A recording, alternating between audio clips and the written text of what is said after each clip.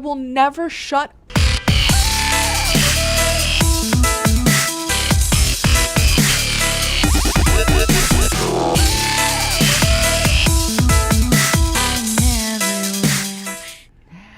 That is always going to, I think, remain that I will never shut up. I think that was Casey, somebody that I had done some commentary on before. I think I'm going to switch up the clips in the beginning there. I'm taking off this tennis elbow thing because it makes me just look, very orthopedic. How are you all doing?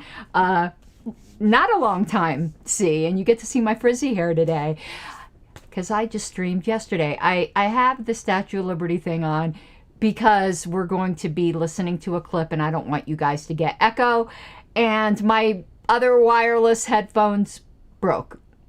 I think I just need to buckle down and not buy $10 ones off of Amazon. If anyone wants to super chat me for a decent pair of headphones that isn't with the whole Liberty regalia, which is nice, but it really isn't suitable for every show. And this one's actually very serious, so I don't want to appear too lighthearted. Oh, but check it out.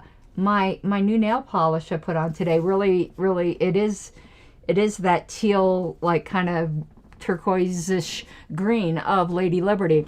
And as I want to do, because you guys tend to like my t-shirt collection, I think you've seen this one before, but I'm going to show you anyway.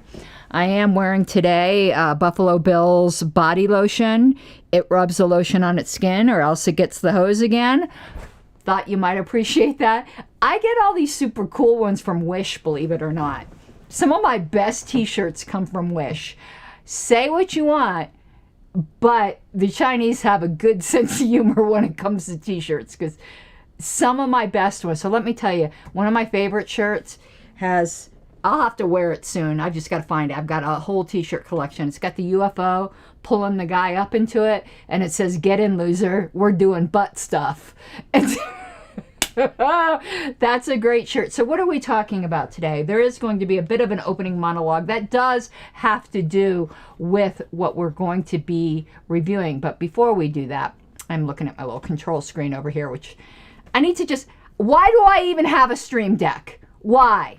I don't use it. I do everything with the controls on screen. Why do I even have it? I need to really spend an afternoon just mastering Stream Deck. Anyway, subscribe if you haven't subscribed already. I don't even care if you're a hate watcher. Subscribe. And you can follow me on Twitter, which is at Karen Ann Harlos. But last but not least, you can support me on Patreon at patreon.com/Pink Flame of Liberty. It supports the whole constellation of shows I do, the Pink Parliamentarian, Jurassic Dictionary. I'm actually going to be doing more of my personal vlogging, I guess. It's everything that doesn't fit in those categories, because I'm going to start sewing again, because the Libertarian Party took that from me, and it's been 10 years.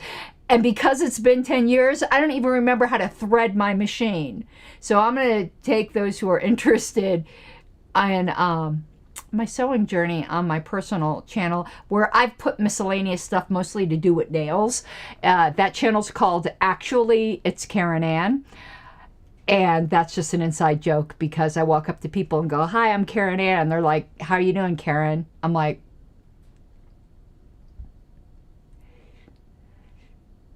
side eye, you know? Anyway, so that's why that channel's called Actually It's Karen Ann. All right. Now, the monologue for this. And remember, also want to tell you, this is about the Jubilee show. In case you didn't know, it's about that surrounded, what's it, 21 versus 1 or whatever it is, that had Mr. Connor, the nasty Nazi, on it. And oh my God, it slipped from my brain who the progressive was that did a very good job defending against him. Somebody stick it in chat, because for right now, I'm just having a senior moment. Did a very good job. But Jubilee is known to be very copyright happy about their material, even when it's transformative. They don't strike you, but they do claim any revenue on your videos. Now, as I said last time, my videos don't get much ad revenue anyway, but if you want to make sure I at least make something off of this video, I would appreciate any super chats or super... Mehdi Hassan, thank you so much, Michael B. Why did I knew it was me and my memory.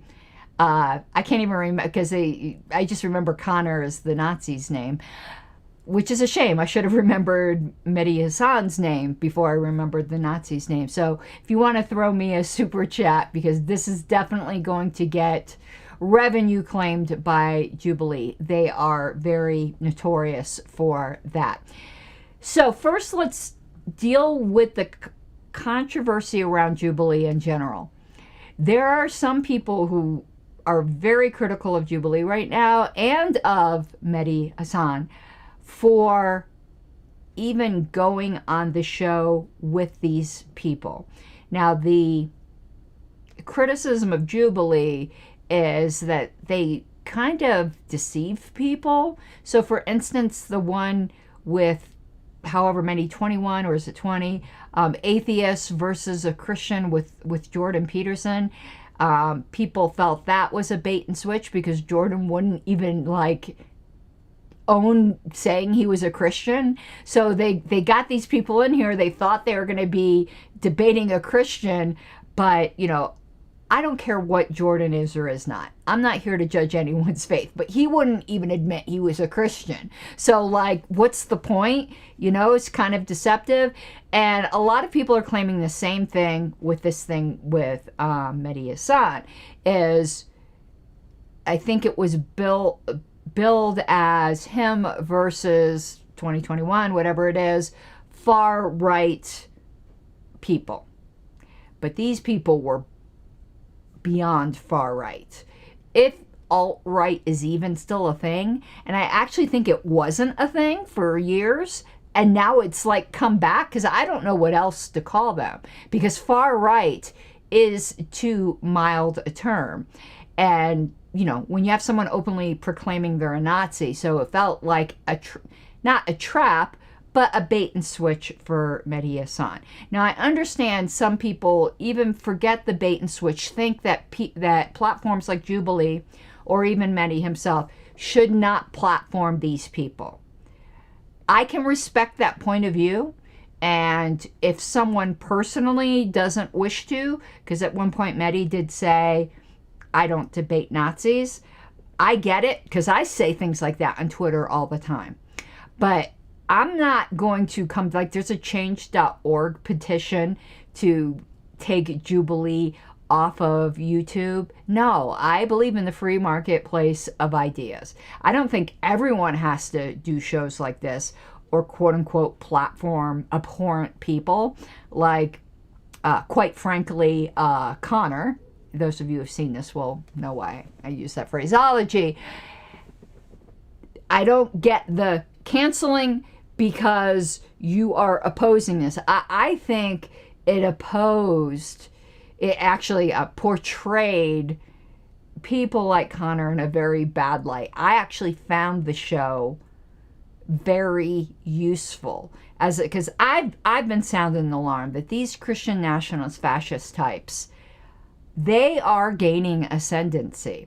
And even if it's not outright people who will outright call themselves fascists, there are certainly fascistic, is that the word, fascistic elements in our current administration.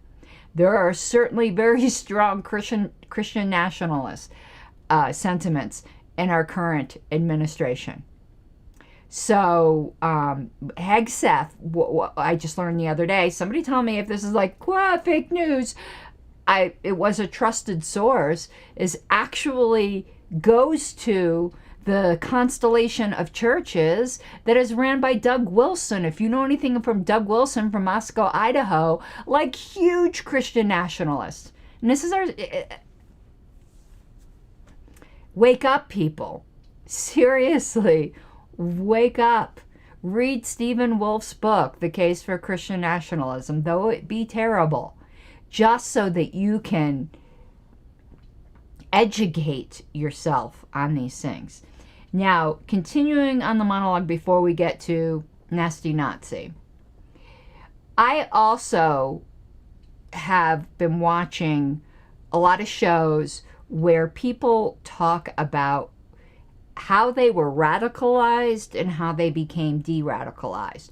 Now, it's really interesting for me to watch these shows because I personally consider myself a radical. You know, not in the same way that these people are, certainly not a nasty Nazi, but I consider myself a very radical libertarian. But I also realize that that is such a minority view, and you can get yourself into such a echo chamber that you never reconsider your views. And a lot of these, it was mostly young men that started out kind of as like geeky incel types that got into the alt-right pipeline, and they talked about how it happened. And those shows are super interesting. Now, normally they end up at the end still radical, they just don't realize it, but very far left. But they talked about how social media, through its hunger to keep the algorithm going, radicalizes people. So something I've done, and I would encourage each of you to do, is, so I'm going to say something. My husband doesn't watch any extremely radical content, but we sit down.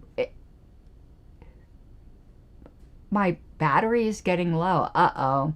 Well, we might have some echo when I actually do the clip. That means I can take this off. Hold on, let me take this off, and the battery's probably dying, so I definitely, whoa, my hair is kind of nutty. So I'll just have to keep hitting the mute button when Connor is talking.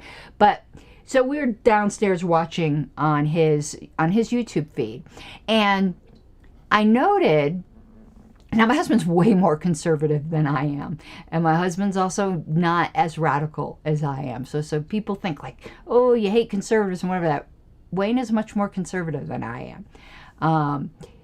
But I look at his YouTube feed, and it's all the same stuff. Now, it isn't all politics, because he's really into camping and unique recipes and certain styles of music. But you look at his feed, and the political content's very Second Amendment, because he's into hunting.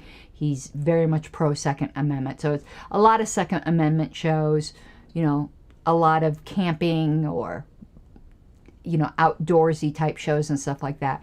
And I go downstairs and I'm like, switch it over to my channel, please. I need some diversity of content.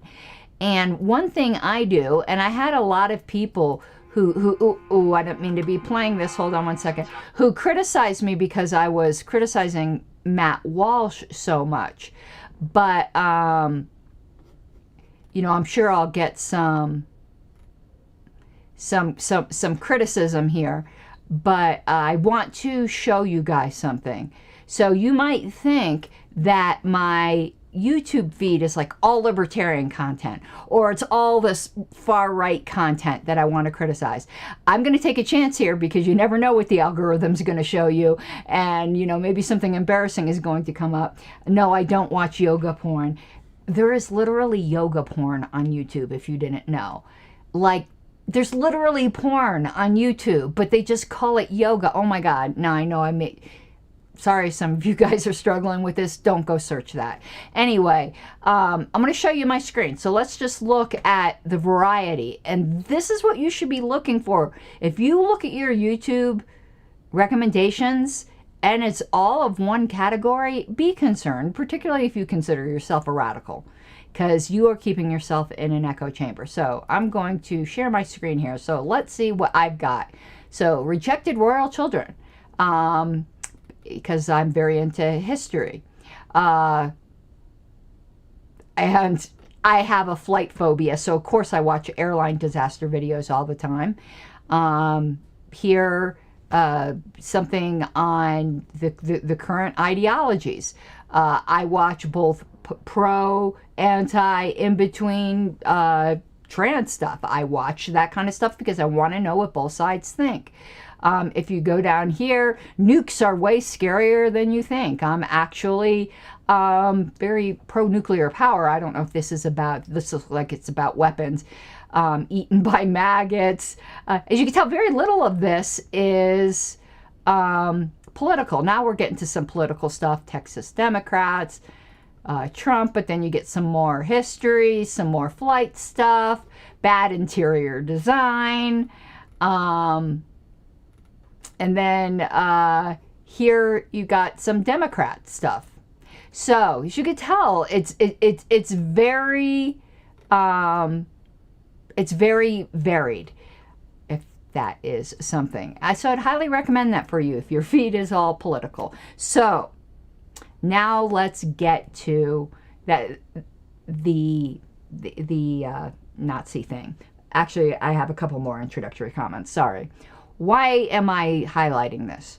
There's been a theme in my recent videos that Houston, we have a problem in the Libertarian Party. We have a bigotry problem. So, considering myself a radical and watching the stream of this horrible guy, I realized that in isolation, that if you just took one sentence here or there that he said, I actually would agree with it. So how is it that myself and many other libertarians could maybe agree with one sentence, but we end up in such radically different places?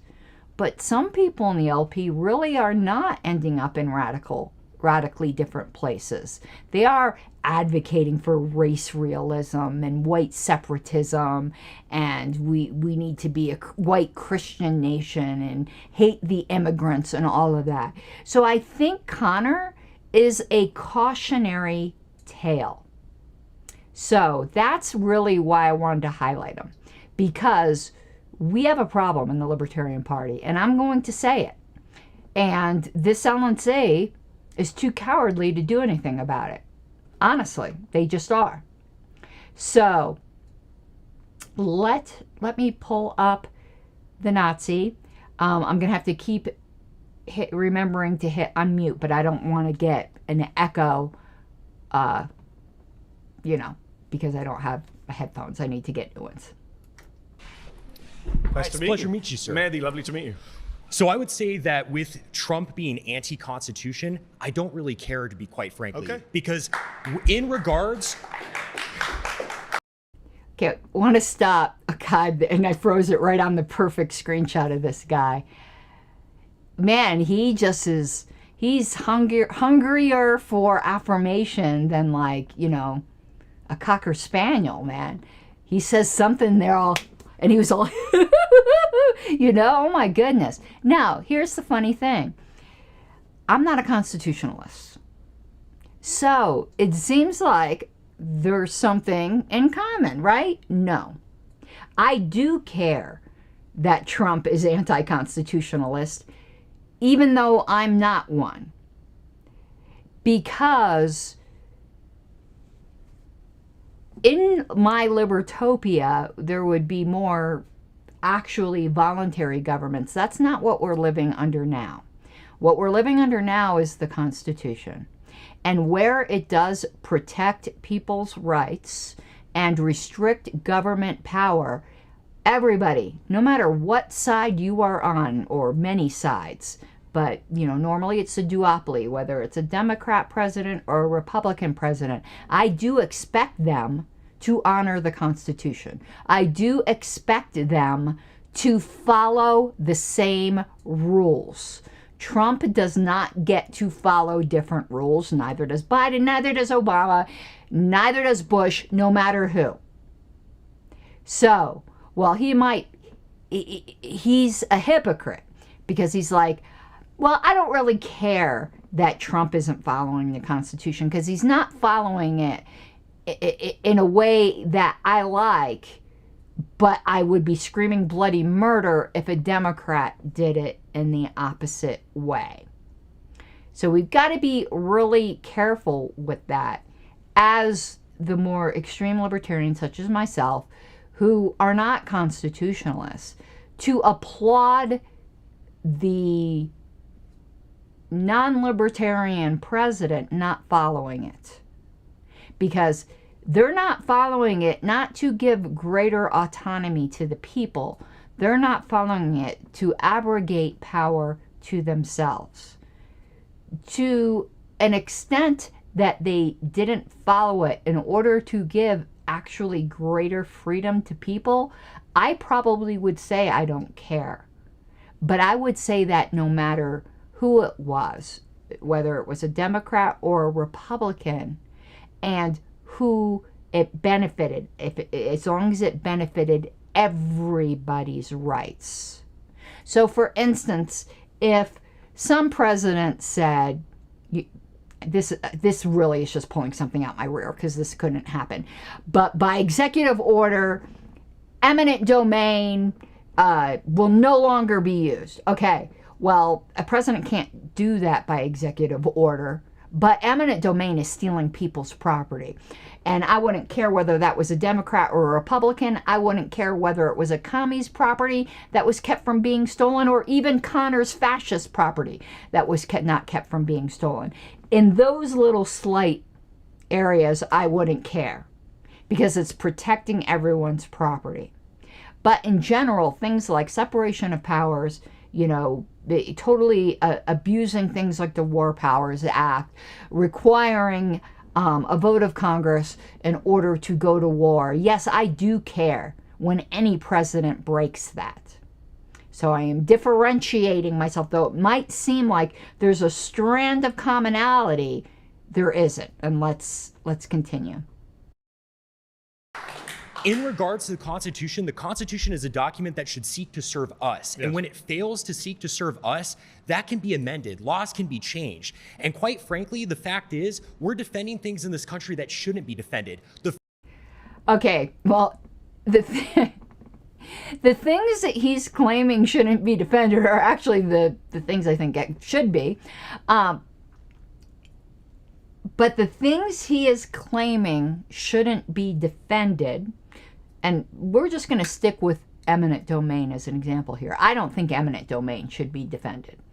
It's emblazoned in the Constitution, but I don't think it should be defended. The type of things he thinks shouldn't be defended are people's free speech rights and things like that. So we are not the same.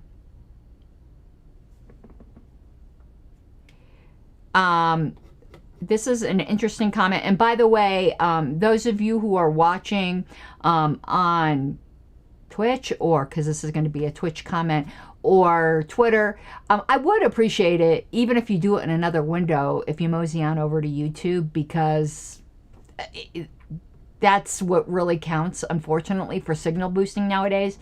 So, from Twitch, KHBN, can I buy a vowel? Says, should people be thrown in jail for saying they're a Nazi? Of course not. Absolutely not. People should be able to say what they want as long as they're not doing a credible threat of harm. I'm pretty much a free speech absolutist. There are some, we don't live in the perfect world, but in the, generally speaking, I am going to side on the side of free speech. Okay, let's continue. First Amendment should not defend pornography and making children and women be victimized, making women and children be victimized. Oh, just think of, now it's not just think of the children. So something I've noticed with these guys is the way they infantilize women. Connor, I don't need you to protect me. Gross. Gross. I already took a shower today. I don't want to take another one. So you can shut your pie hole on that one. And the line that almost always precedes taking away rights from adults is, we've got to do it for the children. No, that's what parents are for. That's not what the government is for. Be a better parent. But yes, the First Amendment should be protecting things you don't like. There's no need for protections for things that you do like. victimized as a result of that. I think things like blasphemy shouldn't be allowed per the First Amendment. I think that, quite frankly, there are a lot of legal processes that are enabling criminals and bad people. Okay, I wanted to go back to that. Listen, I'm a Christian. Just so you know.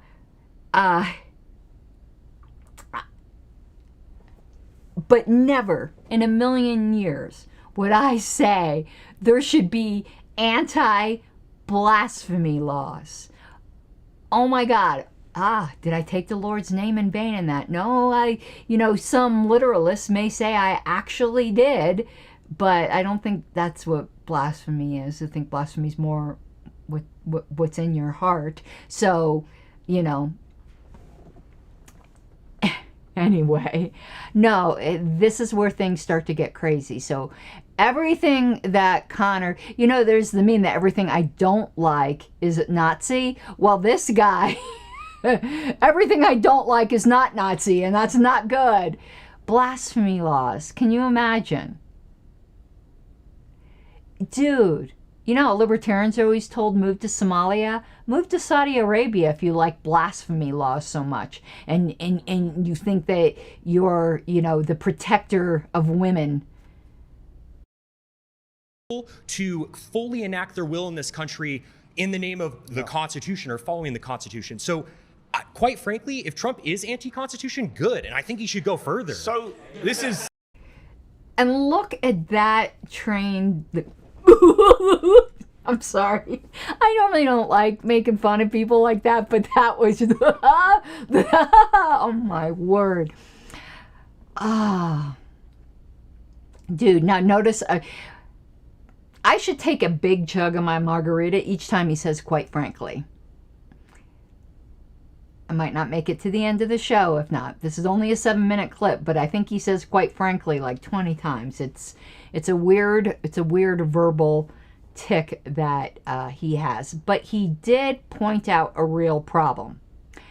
I don't care for his solution, but he pointed out the problem. I have to center myself in this circle. It's like my OCD is going crazy, and I kind of want to be in the right spot with my background. Where the P and the K's on one side. He brought out a real problem, and if you go back into my shows and if you look for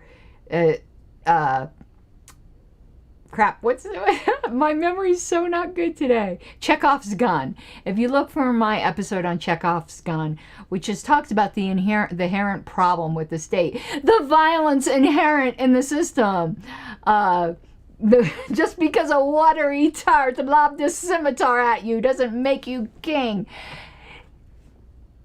I do not believe that just because 51 people voted for something that they get to rule over the other 50. And that is basically what he's complaining about, is that he finds himself in a world that he didn't consent to. But the problem is he has no problem. Unlike me, who I see myself in a world I didn't consent to, I don't seek to make the people who wouldn't agree with me live in my ideal world. I think we can find a solution in which everybody wins. That's what I'm looking for. He's not against coercive force of government the way I am. He's against coercive force of government being used in a way he doesn't like. And of course, everyone is against that.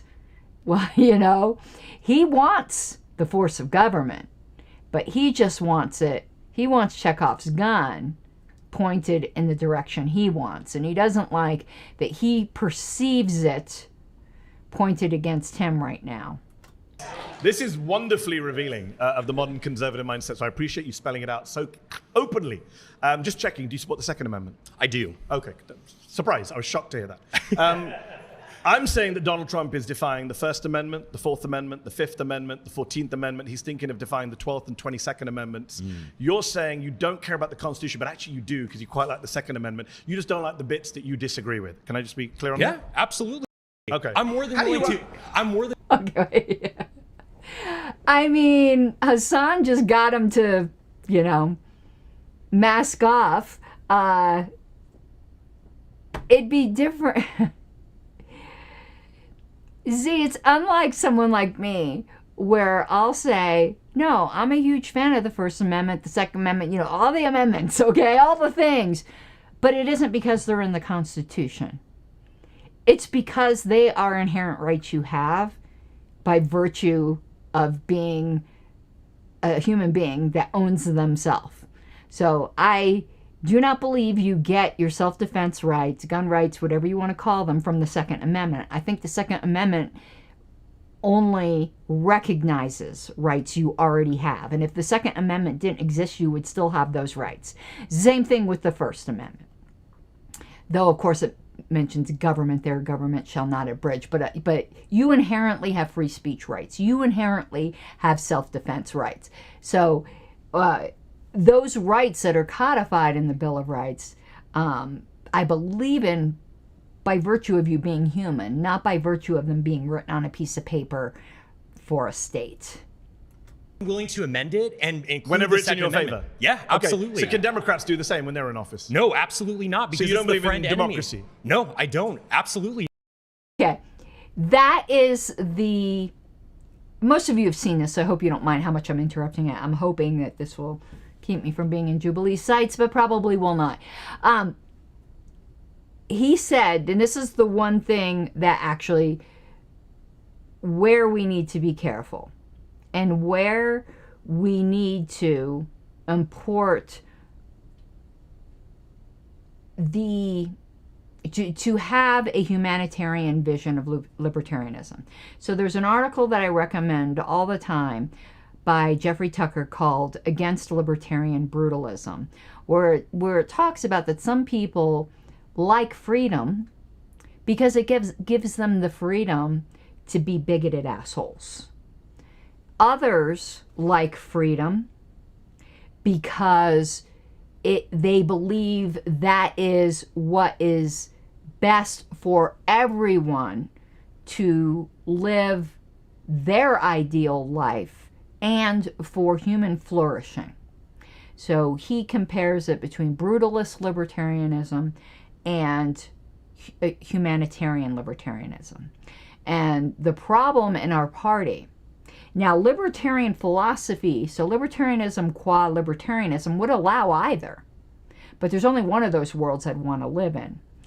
And while pure philosophy would allow either, as a political party, you are already adding on to it. As a political party, we have to be openly and stridently pro-humanitarian libertarianism. Brutalist libertarianism, they need to just go, live your life, whatever. I'll leave you alone. But that's not viable for a political party. It simply is not viable. And we need to recognize this as Libertarian Party members. And our leadership at the upper levels, your state leadership might be great, but I'm talking about at the national level, has utterly failed us. Has utterly and absolutely failed us when they're not dropping their drawers for Republicans. They're dropping their drawers for bigots. Not. What do you believe in? Autocracy. By who? Honestly, quite frankly, anyone who is in line with Catholic teaching. Donald Trump is not Catholic. Of course, he's not. I completely agree, and that's part of the problem. You don't support Trump? No, I don't. I didn't. Wait, stop. I took the drink because he did say quite frankly. So he wants an autocrat, basically a monarch. If you read Stephen Wolf's book, he basically the Christian prince. And Captain Hindsight, oh God, this is funny. I'm sorry. Comparing people to Nazis is dangerous. He calls himself a Nazi. So take it up with Connor, Captain Hindsight. He calls himself a Nazi. I didn't call him that. You're probably one of the few people in the world that has not yet seen this clip. Okay. So he is not a fan of democracy. Neither am I. But he's not a fan of democracy because he doesn't like it when people vote he only doesn't like it when people vote against things he doesn't want. But if they are voting for things he wants, he's all about it, because he's going to go on to say that we could use voting in order to put in a monarch, the Christian prince. Now, I believe we could use voting to make everyone free. Like, I don't believe in using voting in order to coerce people. But to dismantle the system of coercion and let people form the types of societies that they prefer, that I'm all for that, because it is removing coercion. But he wants to establish further. Mr. Blue Boyle, you're going to want to look this up. You're going to want to look up the various commentaries, because I'm sorry I'm interrupting it a lot, because if you haven't seen it before, it could be somewhat disconcerting. But I thought everyone who was on YouTube had seen this, because I'm late to this party. I didn't even vote for him. I wrote in like John Pork or someone. I can't even remember. Why did you vote if you don't believe in democracy and you want autocracy? Well, because quite frankly, I voted. I kind of voted just to. I came with this argument, but I'm bored of my own argument. I'm much more interested in this. So yeah, absolutely. How do we get to an autocracy? I think, quite frankly, that if we.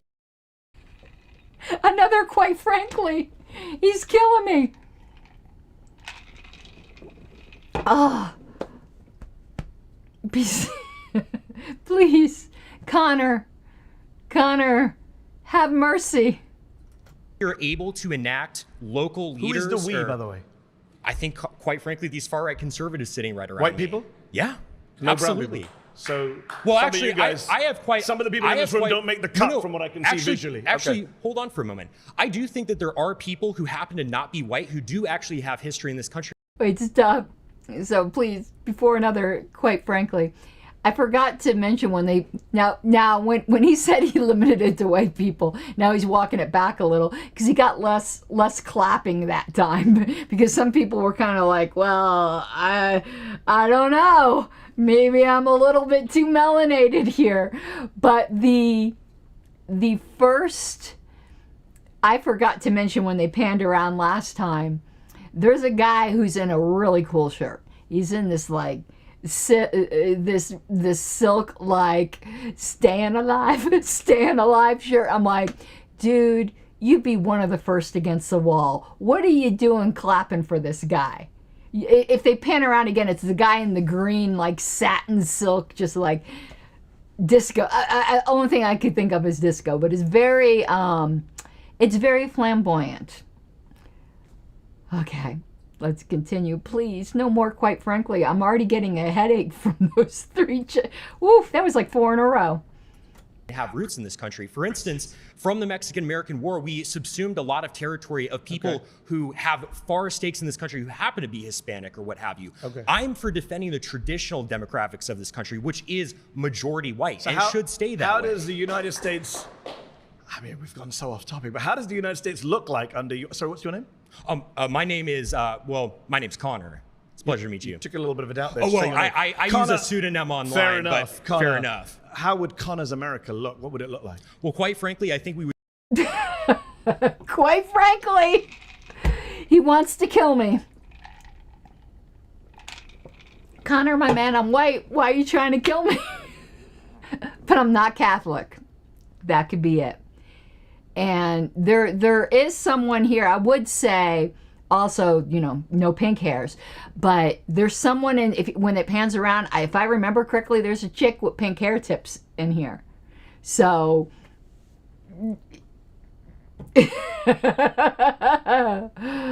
I would say that she makes me want to make my hair go back to its natural color, which I haven't seen in probably 40 years, because before I used to dye my hair pink, I used to dye it red. And it's funny, my mom dyed her hair red and my grandmother dyed her hair red. So I always used to say I've got the want to dye my hair red gene, but now it's pink. So, and I'm sure my hair now is gray, but as far as my natural color pre-gray, I hadn't seen that since I was about 19 years old. Quite frankly. Dave Davis has an interesting question. Plus, it's personally interesting to me. Dave Davis says, quite frankly, I'm Eastern Orthodox. What happens to me? I think that's probably too close to Catholic, dude. I know we can have the debate over whether the Son proceedeth forth. Oh no, the Spirit proceedeth forth from both the Father and the Son, or just the Father. Yes, I am aware of that controversy. Just as a point of trivia, in case if you didn't know, my heritage is Russian Orthodox. So not Orthodox myself, but my grandparents on my mother's side are from Lithuania and were Russian Orthodox. Used to go to services that were in Russian in like the most gorgeous Russian Orthodox church in Connecticut with no seats, which I understand is pretty standard in Orthodox churches. You stand for the whole service. And in honor of my heritage, I do have an icon up in my bedroom of Mary holding baby Jesus, just so you know. And I have several Orthodox crosses too. I put crosses over each of my doorways. Here it's not over each of them, but in Florida, where I had a much smaller house, it was. I need to buy a few more, but I've got one that belonged to my Russian Orthodox grandmother. Anyway, I think you're going against the wall, dude. Hate to tell you, but yeah, I think you're done under Connor's autocracy. Okay, quite frankly. Deport people who shouldn't be here. I didn't ask about deporting. What does the government look like? What does the government look like? Yeah. I would say, quite frankly, it's under a sort of benevolent... Stop. We got to do it again. I think I should have made you all get drinks, quite frankly. I don't know if I'm going to have enough. And if you're wondering what I have, it is margarita mix, but I do throw some Grand Marnier in it. So it's a bit stiffer than the typical margarita, quite frankly. So Dave Davis says standing is standard in Russian Orthodox churches. Okay. I haven't been to any Orthodox services myself, but I've heard that from my mother, who was raised Russian Orthodox. She converted to Catholicism to marry my father. This is back in the day. Now, I don't know if Catholic churches still require this, but then, in order to be married in a Catholic church, if one of the spouses was not Catholic, they had to convert. So I don't know if that's still a thing. So I was raised Roman Catholic, but I'm not presently Catholic. I'm just Christian. I don't go for all the divisions, and I usually say to people, if I had to pinpoint my theology, it would be very much in line with the Quakers. However, I'd never be welcome or part of a Quaker congregation, because they also consider plainness, not meaning ugly, but meaning don't make yourself stand out, to be one of their virtues. And me with the hot pink hair and the flamboyant way I speak and the cussing and all of that, it would just never work out. But their other theology I'm very much in line with, particularly their egalitarianism and their pacifism. Okay, let's continue with Mr. Quite Frankly here. Leaders such as Where does he Franco. come from? It could be a kind of aristocratic class, could be someone who picks the autocrat? Frankly, the people. I mean, we could hold a vote on it. Kings were Isn't that democracy? Well, sure. You can have a vote to get to that stage. And then no more votes afterwards? Absolutely. Wow. 100%. Wow. And if that autocrat kills you and your family, you're fine with that? Well, I'm not going to be a part of the group that he kills, because that's... Okay, notice here. So what most people have picked up on is like, oh, yeah, a terrible person, but I'm not going to be one of the people. That's not the part I'm focusing on. He's admitting that there'll be killing. Like, I'm not focusing on I'm not going to be part of the people that the autocrat will kill. I'm focusing on the autocrat will kill people. So many people have brushed over that. That's like the first thing. I mean, we are now full mask off. full mask off, and pretty soon the hood's gonna come on. So the mask is off. Now it's just waiting. It's just waiting for the hood. Okay. The whole thing. How do you know? Carl Schmitt Autocrats tend to kill everyone, Carl even their own Schmitt makes supporters. this point very well in his work. It's the friend-enemy distinction, right? You Carl liberals, Schmitt, the Nazi theoretician. Yeah, absolutely. I don't care. Are you a fan of the Nazis? I frankly don't care being called a Nazi at all. I didn't say that. I Doesn't didn't actually matter to say me. that. I said, are you a fan of the Nazis? Well,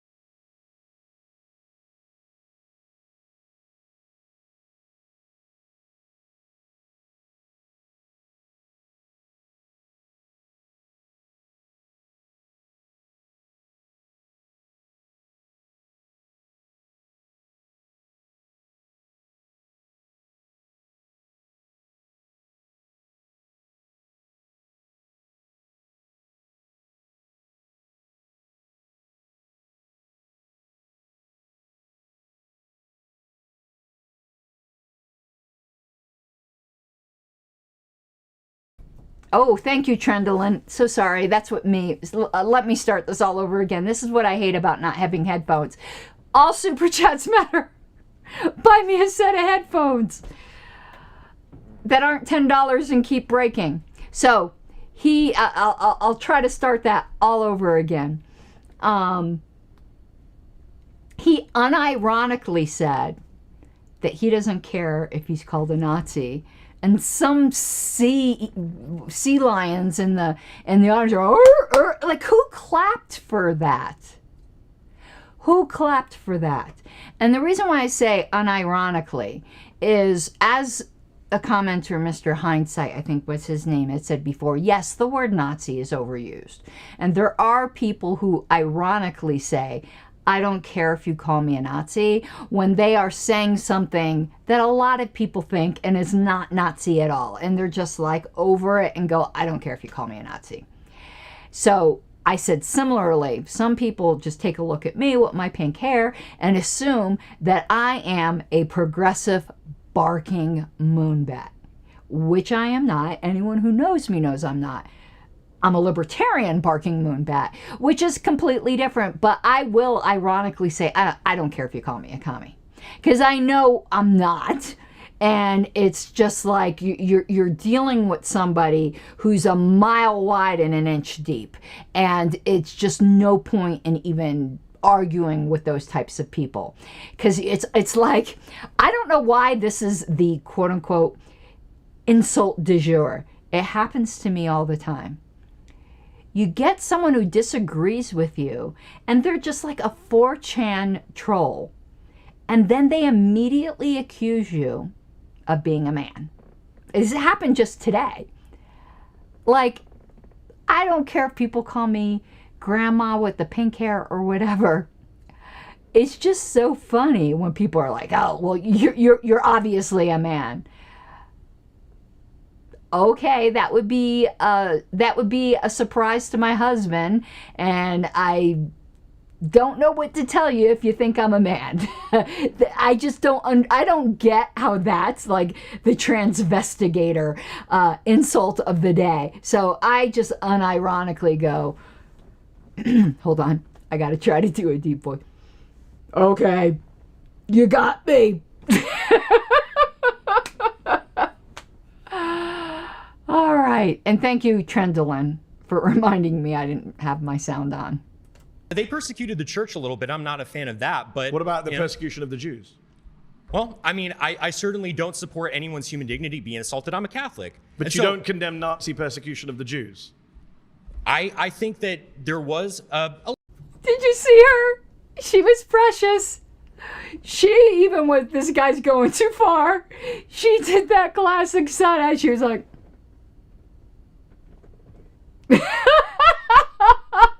He's starting to lose them a little bit. Okay, I'll give it up to her. Okay, just that one little bit. She was like, alrighty then. A little bit of persecution and We stuff may like have that, to which is rename bad. this show But because you're a little bit more than a far-right Republican. hey, what can I say? I think you could say I'm a fascist. Yeah, I am. 1, 2, Absolutely. I'm just checking who's clapping just to get my set of where everyone is on this. Because you know that millions of people are going to be watching you on YouTube and checking out who the fascists and the Nazis are. I'm not ashamed of that whatsoever. No, clearly you're not. During the During the pre-war period, prior to World War II, it was only those parties that properly enacted the people's will. That's why they won. The conservatives were fat cats. They were aristocrats. They didn't care. Favor of killing people who aren't like you? Quite frankly, I'm not. Quite frankly.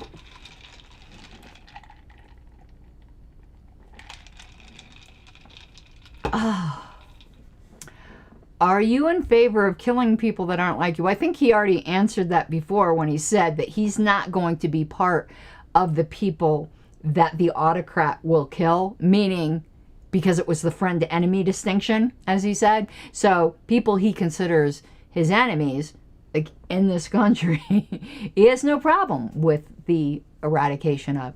Yeah, I know there's a lot of historical comparisons to Handmaid's Tale and stuff like that, and this doesn't really get into the role of women a lot. But there is, I love dystopian fiction because there is so much to be learned from it. And generally, as libertarians or even conservatives, we tend to recognize that where you see elements, of course it doesn't walk on all fours, but you see elements of Animal Farm. You know, all animals are equal, but some animals are more equal than others. You see, you know, elements of A Brave New World. You see elements of 1984. I don't know why people get so hysterical when you say that Margaret Atwood's dystopian fiction, you don't see elements of that.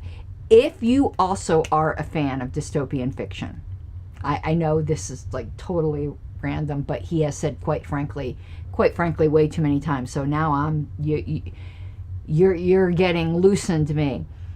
The Handmaid's Tale isn't Margaret Atwood's best dystopian fiction. She has, I think it's a trilogy. I don't remember the name of all 3 books. I remember the name of 2 of them. But start with Oryx and Crake. Oryx and Krake is the name of the book. That is such a fantastic work of dystopian fiction. And it has become even more relevant with the advent of AI and CRISPR and, you know, all of those advances that can be used for good or for evil. But if you're a fan of dystopian fiction, man, check out Oryx and Crake and we'll talk about it. And I think the sequel to that's called After the Flood. And I believe there's another, I believe it's a trilogy.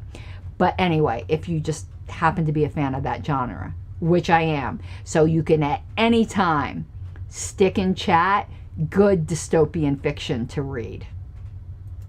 You mentioned Franco earlier. Franco killed a lot of innocent people. Oh, well, he killed communists. He killed people who raped nuns and killed priests. What about children who he killed and women who he killed? What are you talking about? He never killed any women or children. He was Catholic, He only killed combatants. Is that what you're claiming? Yeah, he only killed combatants. Never killed any innocent people. The White Terror was only punishing those people who did acts of terrorism. And again, are you supporting like raping innocent women? Nuns, dude. Killing priests? I mean, priests don't brandish guns and kill people. You just refuse to condemn the Nazi Holocaust, my friend. I don't think you're in a position to ask anyone any questions. I quite frankly don't care what you think. Quite frankly,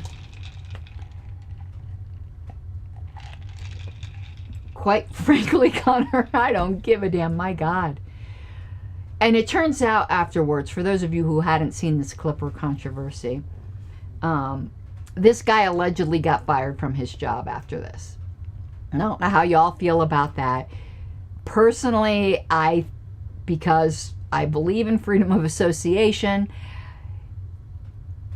random unorthodox opinions on Twitter, no, I don't think you should get fired for. Coming on and openly proclaiming that you want an autocrat that will kill people. They're just not like you because of they won't be you because of the friend-enemy distinction, minimizing the Holocaust, refusing to condemn it, and also outright proclaiming you're a fascist or a Nazi. I am not shedding any tears for Connor losing his employment. You should know better than that. Dude. Like, literally, dude. About me. If I'm a Nazi and being a feeling Nazi is mutual, and being a Nazi means upholding human dignity, because I even believe in your dignity. I don't in a state that I was running, I wouldn't want to hurt you or anything like that. But quite frankly, I don't debate fascists. Okay. So do you concede then? I mean, why do I concede you're a fascist who won't condemn the Nazis? Yeah. Yes, I concede that. Okay, great. So I mean, what are we doing here? Because I mean, you just seem offended.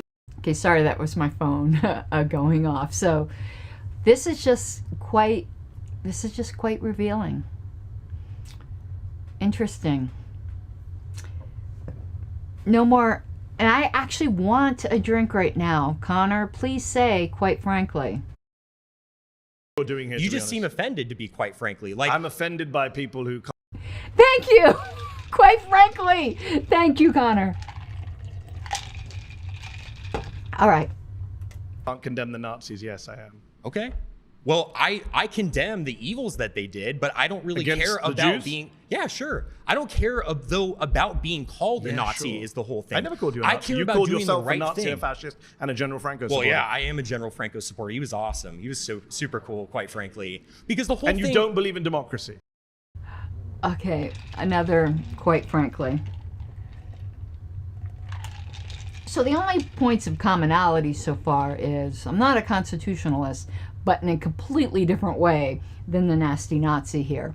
And I'm not a fan of democracy in a different way than the nasty Nazi here. But now I'm actually going to say something in praise of democracy.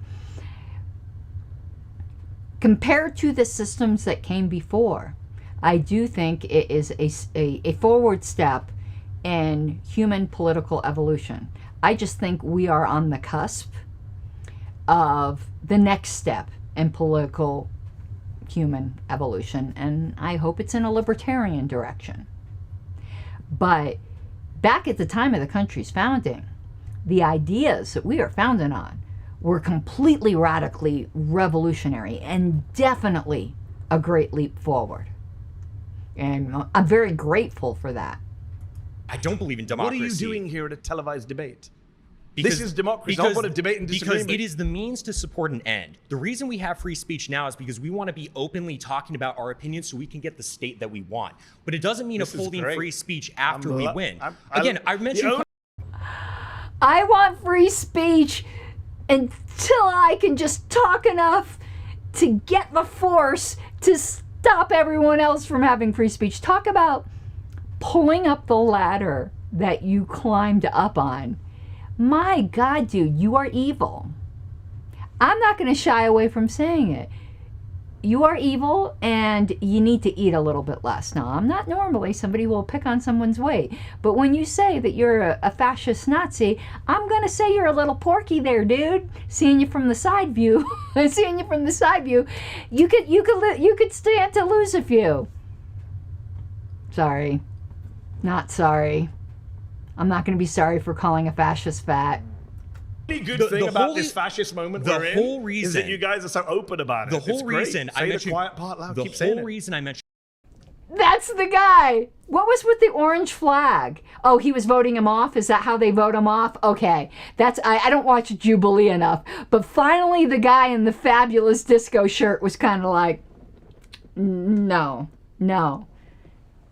My man, I don't know who you are in the fabulous green shirt, but please, they will have you against the wall right alongside me. Get out of this. Please. I don't know if there's any hope here for Connor. Pray for him if you're that type of person. But lady with the side eye and guy with the fabulous green disco shirt, run. Run as fast as you can. Carl Schmitt earlier, and you kind of blew past him, is the friend-enemy distinction. Past him because of the Nazi even point. liberals, when they take power, they want to enact policies and they want to enact protections for their people and their ideas, and they're willing to punish their enemy. And so I'm the same way. I'm like, hey, if you're going to punish me, I'm going to get in power, and I'm going to frankly punish you when you try to leverage power against me. Okay, he just said, frankly, I'm going to take that. I'll take that. He missed the quite, so it'll just be half a drink. In that respect, he's right. If the ultra-progressives got power, I mean, they would impose communism on us. So in that respect, yeah, he's right. He wants to impose fascism. They would impose communism. I don't want to impose anything. I just want people to be free. And if they voluntarily want to restrict their freedoms, that's their freedom to do so.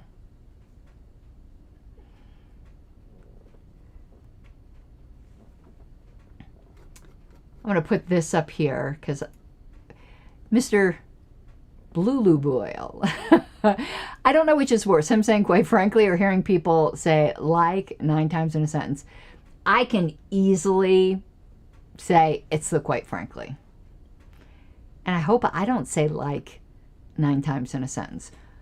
My problem is the ums, which I've gotten much better at and probably need to go to Toastmasters to immediately, actually purge from. You notice the pauses I do? It's because I'm avoiding the ums.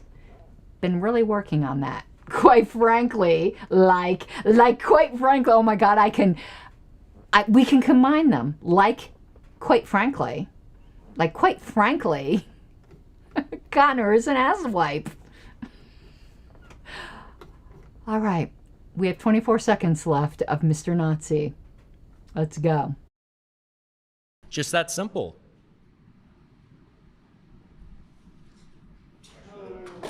I'm not sure what you want to say. Hey, it is what it is.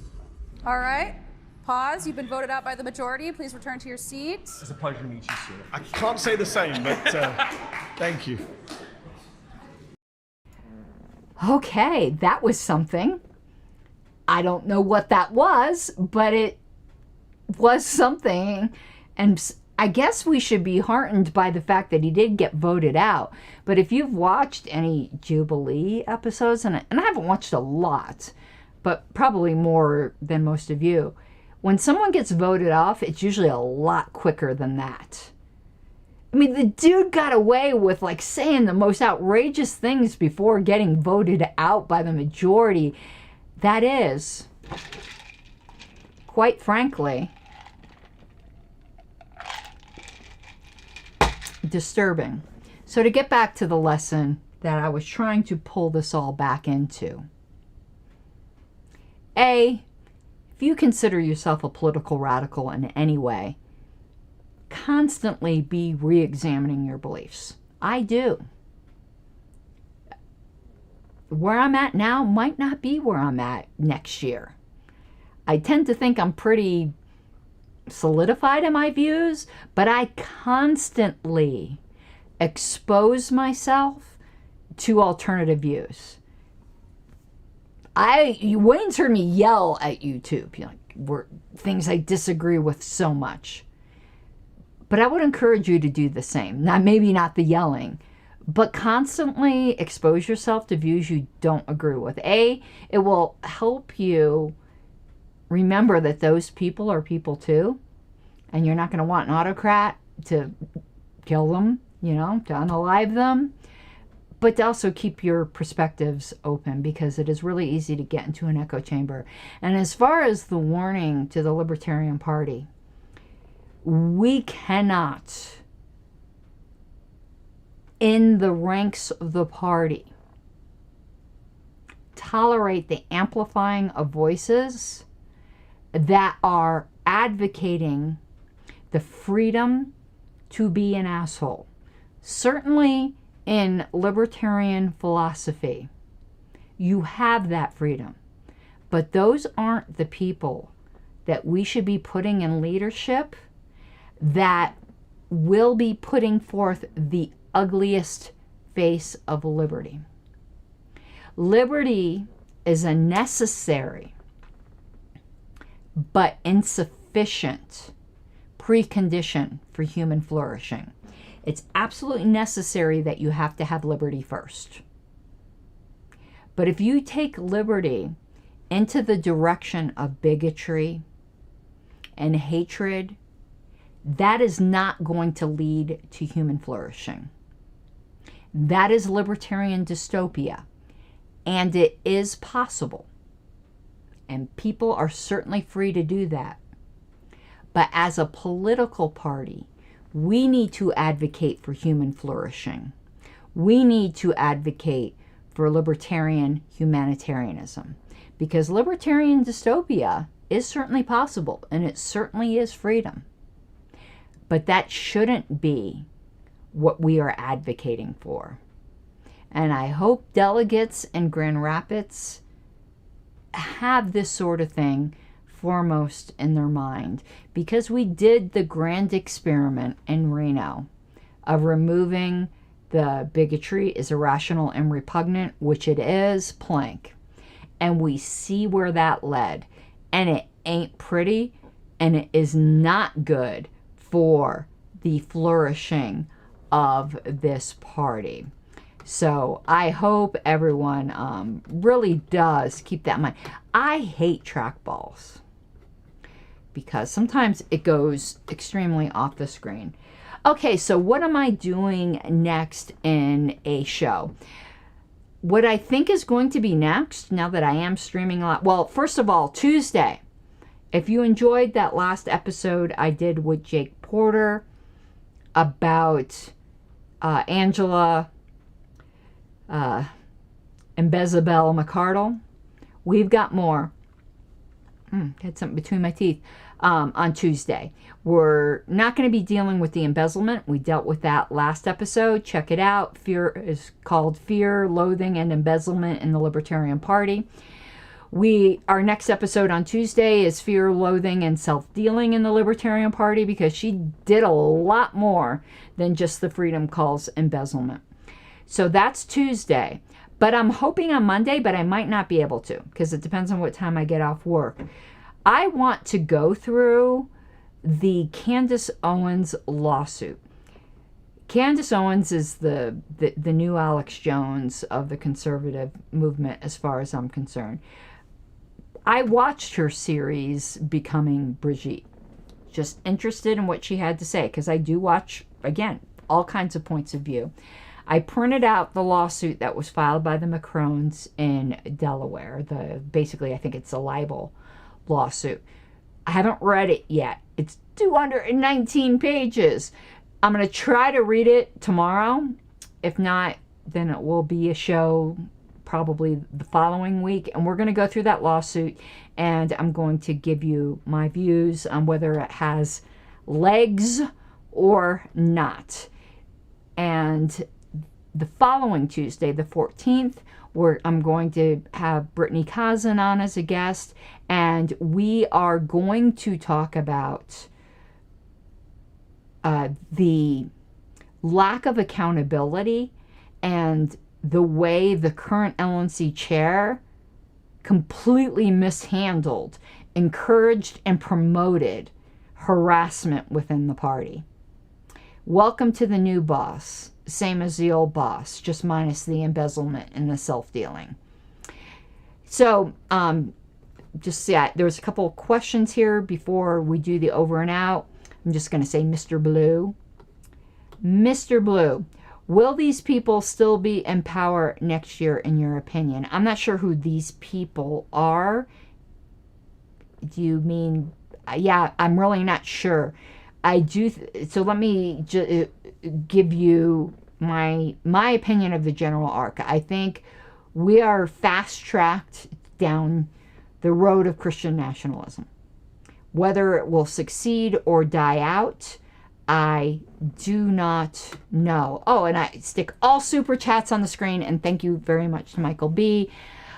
Keep the LP political response shows coming. I appreciate the encouragement. Let me interact with that a slight bit.